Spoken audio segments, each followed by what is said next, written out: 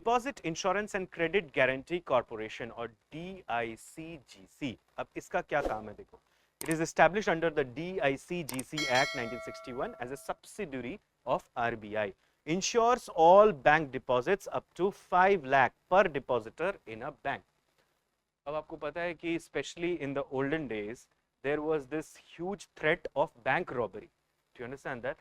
So that's why banks, they always wanted to have an insurance cover on the deposits that they are holding, because deposits are what? They are assets or liability for a bank? Liability. So they have to pay it back. तो ये DICGC जो है ये एक तरीके का insurance cover देता है हर डिपॉजिट पे जहां पे भी डिपॉजिट की वैल्यू 5 लाख से ज्यादा है. तो जितने समझ लो एक बैंक के पास 100 बैंक अकाउंट है, उसमें से 10 बैंक अकाउंट ऐसे हैं जिसमें 5 लाख से ज्यादा बैलेंस रहता है average. Do you understand that? If that's the scenario, तो उस पे एक तरीके का इंश्योरेंस कवर मिलता है. Applies to savings, fixed, current and recurring deposits, हर तरीके के डिपॉजिट्स पे. No insurance for deposits of foreign governments, central state governments, inter bank deposits and others. It means that foreign government ने अगर कोई deposit रखा है किसी बैंक के साथ तो उस पे इंश्योरेंस नहीं मिलेगा, सेंट्रल और स्टेट गवर्नमेंट के डिपॉजिट पे भी इंश्योरेंस नहीं मिलेगा, और इंटर बैंक डिपॉजिट पे भी नहीं मिलेगा. जैसे एक्सिस ने HDFC के पास कुछ पैसा रखा है, HDFC ने PNB के पास कुछ पैसा रखा है, तो उस पे भी कोई इंश्योरेंस कवर नहीं मिलेगा. ये क्यों देते हैं? This is mostly like inter bank money lending. Do you understand that? It's something like that. Mandatory coverage क्या होगा? All scheduled commercial banks will be covered under this. Local area banks will also be covered under this. Foreign banks with branches in India and cooperative banks, they all will be covered. Foreign banks को मिलता है क्या ये insurance cover? Foreign banks को मिलता है ये insurance cover? अरे हाँ मिलता है, बट फॉरेन गवर्नमेंट्स के डिपॉजिट अगर हैं वो फॉरेन बैंक में भी हो सकते हैं, इंडियन बैंक में भी हो सकते हैं, उस पे नहीं मिलता. Do you understand that? Like say for example Citibank is a foreign bank, और उस पे अगर आपने पैसा रखा है और 5 लाख से ऊपर है तो आपको मिलेगा कवर इंटरेस्ट उसका इंश्योरेंस का. ठीक है. Exempted deposits, deposits of foreign governments, deposits of central state governments, inter bank deposit, deposits received outside India. क्योंकि अगर समझ लो SBI ने कोई ब्रांच खोल दिया है अबू धाबी में, ठीक है, तो वहां पे अगर कोई पैसा जमा कर रहा है तो उस पे नहीं मिलेगा insurance. You get that? And state land development banks deposits with state cooperative bank, क्योंकि वो स्टेट कोऑपरेटिव बैंक को वैसे इंश्योर करते हैं, और ये जितने भी LDCs होते हैं लैंड डेवलपमेंट बैंक, वो स्टेट कोऑपरेटिव बैंक के अंदर ही होते हैं. And these are also not fully government banks, rather these are kind of cooperative societies, initiatives, financial institutions. Then comes commercial banks governed under the Banking Regulation Act 1949. याद रखना, commercial banks are not under the RBI Act, they are under the Banking Regulation Act 1949. बस second schedule of RBI में, RBI Act के second schedule में जो भी commercial banks को recognise कर दिया गया है उनको कहते हैं scheduled commercial banks.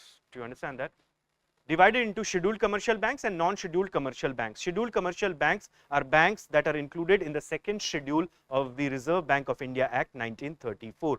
Non-scheduled commercial banks are banks that are not included in the second schedule of RBI Act 1934. तो ये एक स्ट्रक्चर है, आप देख सकते हो RBI का.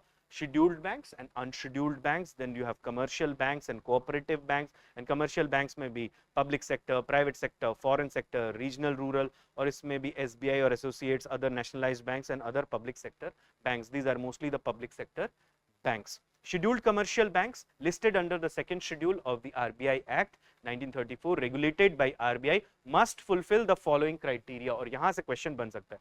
Minimum paid up capital and reserves of 5 lakh. Paid up capital का मतलब क्या होता है? What is paid up capital? Like suppose you are starting a bank. So in order to start the bank, you would require money or not? बिना पैसे के तो bank शुरू नहीं कर सकते. So if you want to start the bank, you require money, through which only you can give loans. क्योंकि सबसे पहले तो ये हो सकता है कि आपने बैंक स्टार्ट किया और स्टार्ट करते साथ ही जैसे आपने नारियल फोड़ा है और आप समझ लो लाइन लग गई है लोगों की पैसे जमा करने के लिए. आपको लगता है ऐसा होने वाला? It won't happen. Do you understand that? So you require initially some money through which you can create some assets, and out of that you will attract people to keep money also. जिसको आपने loan दिया आप कहोगे कि आप यहाँ पे हमारे पास सेविंग बैंक अकाउंट भी खोल सकते हो.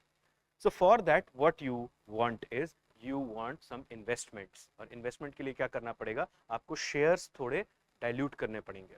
ठीक है, और जैसे ही आप अपने शेयर डाइल्यूट करोगे तो हो सकता है कि वो या तो पूरा सब्सक्राइब हो जाए, आधा सब्सक्राइब हो, या कोई अंडरराइटर भी हो सकता है जो उसको ले ले और ये कहे कि हम सब्सक्राइब करवा देंगे, नहीं किया किसी ने तो हम खुद ले लेंगे. These are nothing but financial intermediaries. Forget about underwriters, like this is more technical. ऐसे सोच कर देखो कि जो भी आपने शेयर फ्लोट किए थे वो सारे लोगों ने सब्सक्राइब कर दिए. So you say that paid up capital उतना है जितना लोगों ने सब्सक्राइब कर लिया. तो मिनिमम पेड अप कैपिटल कितना होना चाहिए, and reserves of 5 lakh. Do you understand that? And then operations must prioritize the welfare of deposits as per RBI regulations.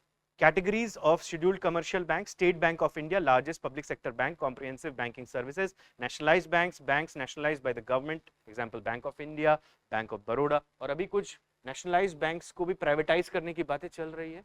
That would be more important for the mains examination and not so much for the preliminary examination. But there could be a question like this, that if banks are, national banks are privatized, how would that impact the economy? Do you understand that? The money supply may increase in the economy, the interest rates may fall in the economy. So you have to think all those things. Indian private banks like Axis, HDFC, ICICI. Private sector foreign banks like HSBC, Standard Chartered. Regional rural banks focus on rural areas and agricultural credits. यही इनको क्या कहते हैं, ग्रामीण bank. आपने सुना है?